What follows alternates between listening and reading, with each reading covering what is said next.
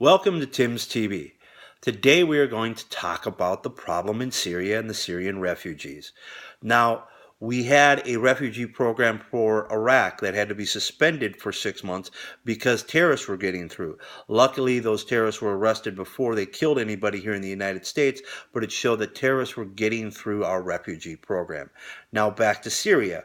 We created the problem in Syria, primarily President Obama. He called for regime change in Syria, wanted to overthrow Assad, the legal leader of a country, provided money and weapons to the Syrian rebels, which eventually turned out to be ISIS. Now, the only way to stop ISIS in Syria without sending in American ground troops would be to publicly support President Assad, reunify Syria, and let the Syrian government destroy the Syrian problem, which is the Islamic State of Syria and Iraq. Or sorry, I got that backwards. The Islamic State of Iraq and Syria, ISIS. So, if Syria was a solid country, like it was before we undermined it, you wouldn't have ISIS. So maybe we should support Assad, support the Russian support of Assad, and allow the Syrian government to end the Syrian problem. That would be the best way to end ISIS without getting any Americans killed.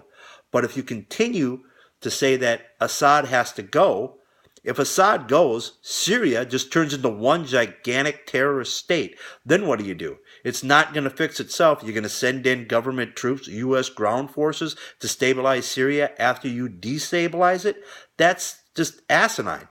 Why not allow Assad to stay? Assad was never our enemy. Assad's never been linked to any terrorist attacks or potential attacks against the United States. Assad was never a problem for the American government or the American people. Assad should stay. It was never our fight to overthrow Assad, and overthrowing Assad is nothing but a danger to the United States because A, we're interfering in another country's issue, and we're creating a terrorist state where a stable government that was peaceful towards us used to exist. What did Assad ever do to us? What did Assad ever do to Obama to cause Obama to try to overthrow him? Nothing. Assad should stay. We should support the Assad government. We should do everything we can to stabilize the Syrian government and allow them to wipe out ISIS inside of their own border. That is the way to defeat ISIL without American ground troops. And we owe Assad an apology. Hopefully the next president will take that position. You're watching Tim's TV.